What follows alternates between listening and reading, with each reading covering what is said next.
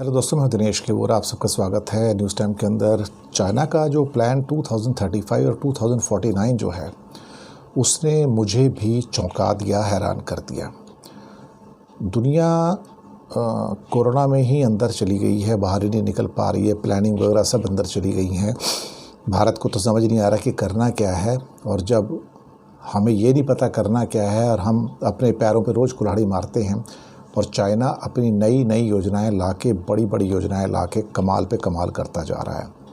अभी 2020-2025 की 14th 5th year plan उसने घोषित कर दिया। साथ में 2020 और 2035 का एक लॉन्ग टर्म जो गोल्स थे वो भी अनाउंस कर दिए, और उसके बाद 2049 तक चाइना को एक बहुत बड़ा डेवलप्ड कंट्री बनाने का उसका जो पूरा का पूरा एक उद्देश्य है, अगले 30 सालों में वो भी पूरा करना है। और तभी 2049 इसलिए कि चीनी कम्युनिस्ट पार्टी के उस दिन 100 साल पूरे हो जाएंगे। 1949 में बनी थी, 2049 में 100 ईयर्स बन जाएंगे।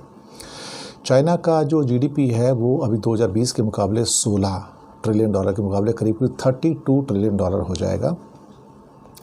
ये कहा जा रहा है कि शायद 2035 के अंदर ही, या 2032 और 2035 के बीच में, 2032 और 2035 के बीच में चाइना अमेरिका का जीडीपी क्रॉस कर जाएगा, और उसकी जो एनुअल जो प्रोग्रेस होगी 5 to 6% मिनिमम होगी। ये एक तरह से देखा जाए तो एक बहुत ही एम्बिशियस प्लान है, और चाइना इसको कर सकता है क्योंकि चाइना ने करके दिखाया है पास्ट के अंदर।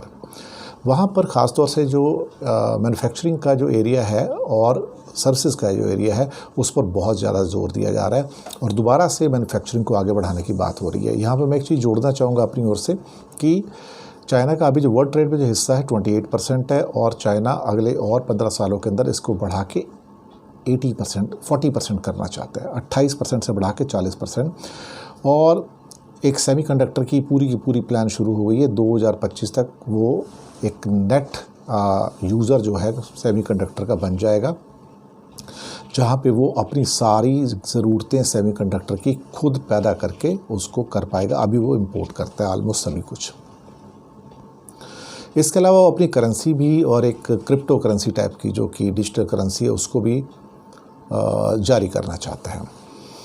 मकसद क्या है? मकसद ये कि जियो पॉलिटिकल और स्ट्रेटजिक रूप से चाइना अपनी इंडस्ट्री के द्वारा पूरी दुनिया के ऊपर एक सिरमौर बनना चाहता है, किंग बनना चाहता है, और इसमें वो काफ़ी हद तक कामयाब भी हो जाएगा।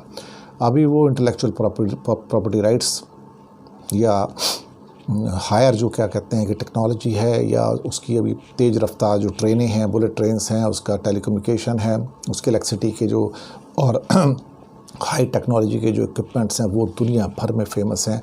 और अभी जबकि मैंने कल एक प्रोग्राम किया था कि जहाँ पे दुनिया अभी 5G को लागू नहीं कर पाई है, चाइना ने 6G के ऊपर काम स्टार्ट कर दिया है। 2030 के अंदर, आज से 9 साल के बाद लागू कर देगा।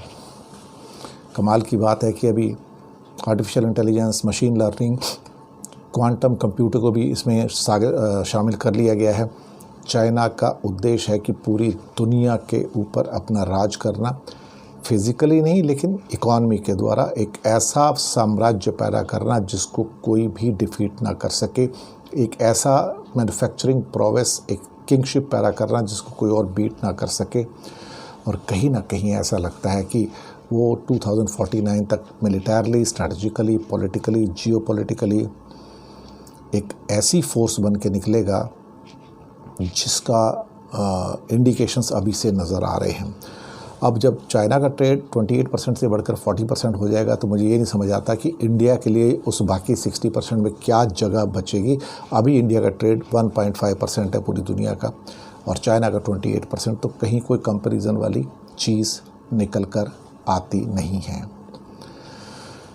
कहाँ तक होगा, कैसे होगा, कहना मुश्किल है, लेकिन चाइना एक और मेजर ताकत के ऊपर उभर रहा है, और उसके बाद रशिया तो बाहर हो गया सीन में से।